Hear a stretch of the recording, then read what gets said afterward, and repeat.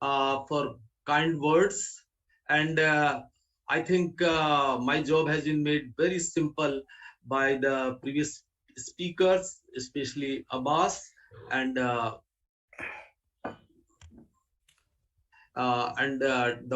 Sarath Pense. Both have given the insights regarding the management of diabetic foot. So Abbas have discussed the basic classification of diabetic foot, and Dr. Sarath Pense have discussed the infrapopliteal PAD, which is most challenging. So my job is advancement in the peripheral artery disease management. So I'll stick my talk to basically manage medically. This is very important and there might be a repetition of few slides which you have already seen. So peripheral artery disease, any atherosclerotic arterial occlusive disease below the inguinal ligament, resulting in the reduction in blood flow to the lower extremity. This is the presentation as Dr. Sharad and Dr. Abbas have shown. This is a common presentation we all come across in our clinical practice. This is the limb where you have to go for a major amputation. You cannot save these limbs, and these are the limbs where you can, by do a multi-display approach, as Dr. Pense have shown, that angioplasty and all that, you can save the limb. Then PAD, even it has been around 20% of the diabetic foot are peripheral arterial disease, and it is still understudied and under-recognized compared to other macrovascular complications such as myocardial infarction and stroke. And PAD, there is increased risk of mortality, we all know. Patients with large vessel PAD are at 6 times more risk of dying from coronary heart disease compared with patients without PAD. And PAD is CSD risk equivalent. As we all know, according to NCEP, the peripheral arterial disease is risk equivalent to coronary heart disease, diabetes, and multiple risk factors. And ongoing risk of myocardial infarction and stroke over 10 years. If a patient is in PAD, then 4 times greater risk of MI or fatal MI and other coronary heart disease death, and 2 to 3 times greater risk of stroke is there. And as Dr. Pense have shown, this is the peripheral arterial disease. We can choose start from the aorta, and this the iliac arteries, femoral, popliteal, superficial femoral, then anterior tibial, posterior tibial, and peroneal arteries. So, and we all know below knee arteries or infrapopliteal arteries. There's the anterior tibial, posterior tibial, and peroneal. These are the most commonly involved. Then, what are the characteristics of peripheral arterial disease in people with diabetes compared to people without diabetes? More common, affects younger people, multi-segmental and bilateral. More medical calcification, medial calcification, which is very, very common. Whenever we ask our patient to get one X-ray of foot done, we find the calcified both the anterior tibial and posterior tibial arteries. This dorsal spadias and posterior tibial. This is very, very important, and impaired collateral formation. And what is the ADA recommendation for screening of patients in diabetes? For the PAD, normal and exercise test should be carried out if more than 50 years. If less than 50 years, smoking, hypertension, hyperlipidemia, duration of diabetes more than 10 years, and it should not be repeated every 5 years. It should be repeated every year. This is the recommendation from the DFSI in our country, and we all do in our day-to-day practice. Unique features of PAD in India: presentation as a younger age. We all see in our clinical practice that less than 45 years are in peripheral arterial disease. Dr. Sharad have shown that in the more than 75 already, yes, longer the duration, more the chance of developing of peripheral arterial disease. But of course, in younger patients, we are finding it, and there is a strong correlation with presence of coronary artery disease and cerebrovascular disease. Means if someone is having peripheral arterial disease, there is very high risk, very high chance that patient will have the associated coronary artery disease. But somebody is having coronary artery disease, it is not necessary that he will have the peripheral artery disease. And poor resources and treatment standards. Risk factors of PAD, as it has been always discussed: male gender, age, smoking, positive family history, diabetes mellitus, chronic kidney disease. Most patients fall into 3 groups: asymptomatic nearly 50%, classic claudicators 10 to 30%, and atypical late pain 20 to 40%. This is the classification of PAD. Most common, we are using the Fontaine classification.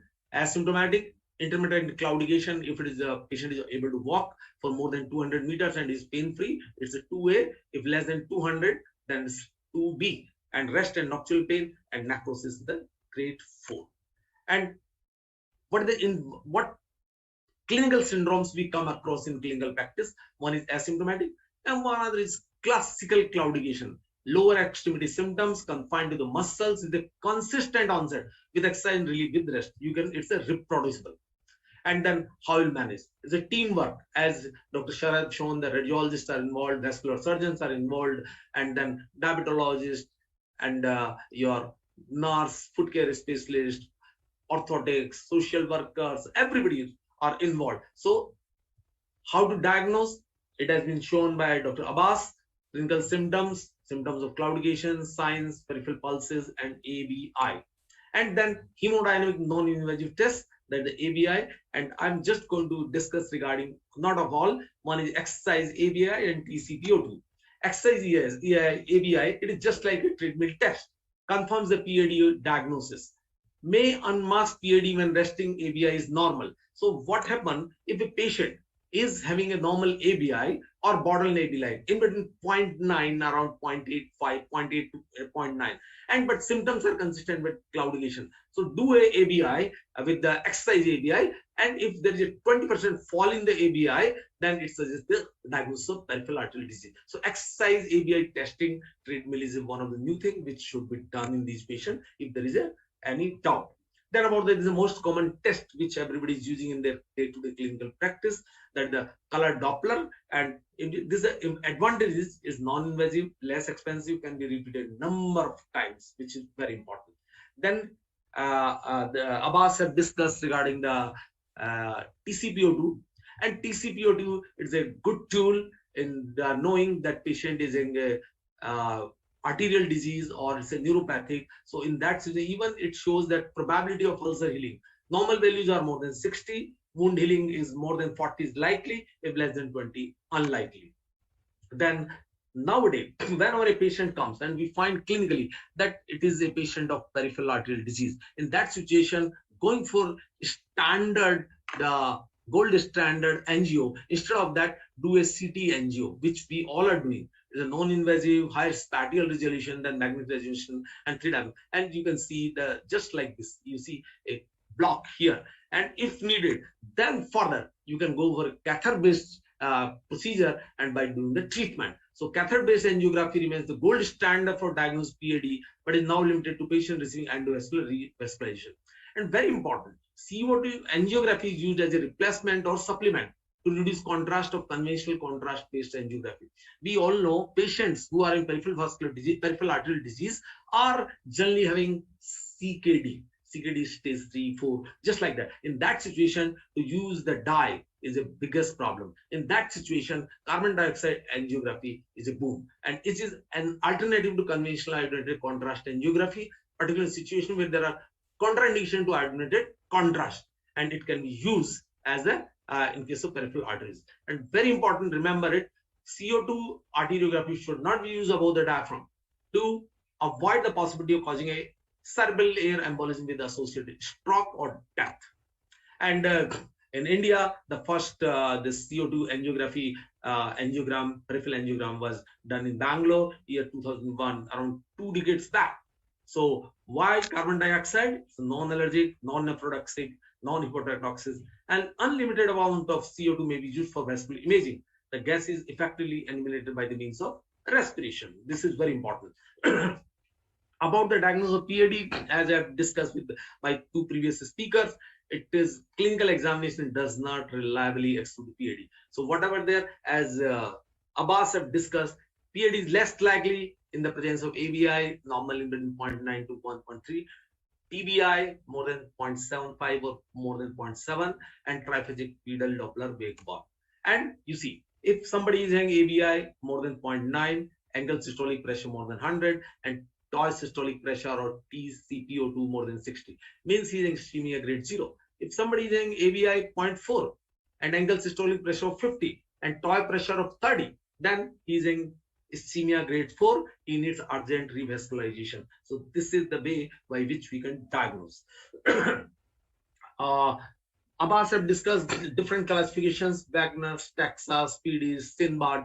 So Wi-Fi is one of the very important classification. The wound ischemia and foot infection, he mentioned about it. It's a very important classification because not only it gives the healing probability, but even the prognosis also. So one is wound, small ulcer, deep ulcer, extensive ulcer. ischemia when the toy pressure TC were more than 60, in between 40 to 59, less than 30. A foot infection, unaffected, mild, moderate, severe, as he have described. So by that, you come to know this patient's ulcer is going to heal or not. And all the three components are involved: wound, ischemia, and foot infection. If ischemia is there, revascularize. If foot infection there, then do a debridement or give the good antibiotic coverage and just treat that. And if the wound, that is the deep or superficial or extensive. So this is a very good classification, even giving the prognosis.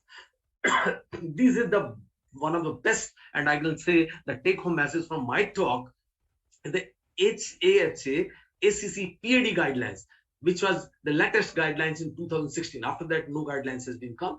All the patients who are in peripheral arterial disease should be put on antiplatelet therapy. They should have on high intensity statins, 40 to 80 milligrams of atorvastatin or 20 to 40 milligrams of rosuvastatin, antihypertensive agents, especially ramipril, which have shown the benefits. Then glycemic control and smoking cessation. Despite these evidences, guidelines recommendation, patient with PAD remain undertreated, which I think all have been seen. So my message is, please go through these guidelines and treat these patients at the fullest. So these are the guidelines: aspirin or clopidogrel to reduce risk of myocardial infarction. Class of recommendation 1, level of recommendation A. And all these are the level of recommendation A: high intensity statin therapy, antihypertensives, and especially the ramipril, and ask the patient to stop smoking. These are the guidelines, evidence level A.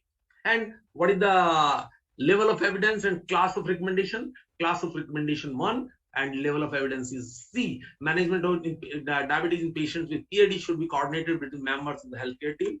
Then, excuse me, this is very important because in patients who are having claudication symptom, silastazole, pentoxifylline, or chelation therapy. About the silastazole, it's an effective and improve symptoms and increase walking distance patient with claudication, and the class of recommendation 1 and level of evidence A. But others, pentoxifylation and chelation therapy or B complex is not having any role, so remember it. And this is the study which has been done in around 700 patients and equally divided in 3 groups. One is placebos and other is pentoxifylline. Pentoxifylline 400 milligram thrice a day. And this is a hemorrhagical agent, we all know. And then the silastazole, this is a phosphodiesterase 3 inhibitor. So silastazole 100 milligram twice a day. And it has found that after 24 weeks, there is an increase in the distance, walking distance by just more than 80%, and which is statistically significant. So there is a evidence of class of recommendation 1 and level of evidence A for the silastazole in patients who are having claudicators. Then structured exercise therapy, which is also having a class of recommendation 1 and level of evidence A. Then another angioplasty, Dr. Pense have discussed regarding the revascular infrapopliteal vessel, but subintimal angioplasty for lower limb arterial chronic total obstructions. As we all know, CTO in the coronary artery disease, the CTO may also be there in the peripheral artery disease, and especially in the femoral artery and popliteal arteries. So the space at the start of occlusion entered with the wire loop that is used to cross the occlusion with the support of catheter and re-enter the vessel lumen of the patent distal artery to form a new blood flow channel. This technology has enabled the development of devices such as outback re-entry catheter. This is the way how it can be done. So these are the cons of intraluminal and subintimal, low-cost device and procedure time saving. These are done in patients of CTO in the popliteal and superficial femoral arteries when it is difficult to come across the occlusions. This is there. Then Angiosome Concept, which has been discussed by Dr. Sarad, that there are 6 angiosomes in the feet.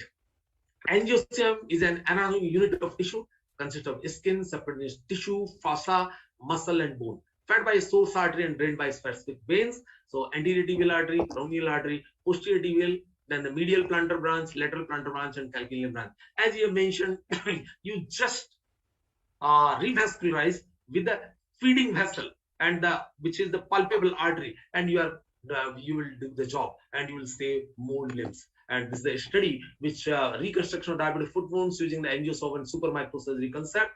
Despite the high risk of failure related to peripheral artery disease and history of amputation, The supermicrosurgery approach, using a recipient vessel with good pulsation, regardless of the source, can achieve limb salvage. This approach extends the possibility for reconstructing patients with severe ischemic diabetic foot. It's very important. By that, you can save more limbs. And background for stem cell therapy for PAD. Peripheral arterial disease is an important predictor of outcome of ulcer healing in patients with diabetic foot ulcer and often leads to major amputation. This was the international consensus of management of prevention of diabetic foot. Then the Eurodial study, which showed significantly worse healing rates were observed in patients with PAD compared to non-PAD. And almost 1/3 of patients with CLI are not appropriate for standard revascularization. Technical lesions, health status, or unknown finding needed to establish new therapeutic procedures, that is the cell therapy. And this is stem cell therapy. Of course, we all know it is still in experimental stage, and autologous bone marrow derived stem cells, which has been done. One of the biggest study has been done in India by Dr. Suresh and his team, but they have done Burgess disease, not in the peripheral arterial disease, but of course only in clinical trials and trial settings is still going. And it has been shown stem cell therapy as an effective treatment for diabetic foot ulcer and is currently used as an alternative to amputation for some patients without other options for revascularization. So concordance between preclinical and clinical studies may help in preserving more limbs. Then how the stem cells are derived and how it can be injected and how it is going to helpful. Then about the bypass surgery and graft types, Dr. Paints have discussed that whenever you are, the first approach should be the endovascular approach and the last should be the bypass, because there is a paradigm shift. Initially it was the bypass, and you know, modality is 6 times higher in the pedal bypass than the coronary artery bypass. Remember, it's very important. So when angioplasty has been unsuccessful or unsuitable, then only go for a bypass surgery, and always try to use the autologous vein. If it is not available on the both sides, then you can take the synthetic one. And very important here, I just want to convey, do not offer major amputation to people with critical limb ischemia unless all options for revascularization has been considered by vascular multidisciplinary team. This is the message, because if we everybody say yes, you have to go for amputation, but until unless it has to be evaluated by a vascular surgeon and tried for a revascularization, and if failed, then only you plan for it, otherwise avoid it. Then I'll just go to a very simple case, which is the blackening of the great toe, and you should not be tempted after seeing it to go for an amputation.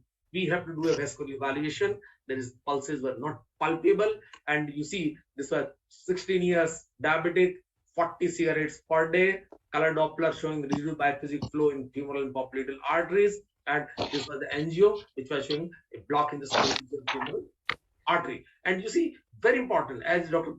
Pense mentioned, this around whenever a patient who is in peripheral arterial disease, he will have definitely involvement of the infrapopliteal vessels also. In this patient, this was the only block, and the angioplasty was done, and patient recovered. And after the angioplasty, when the flow was restored, the amputation has been deemed, and after complete healing. This is one of the examples by which we can you can approach. So PAD, both symptomatic and asymptomatic, is common and deadly. History and physical examination are unreliable to diagnose PAD.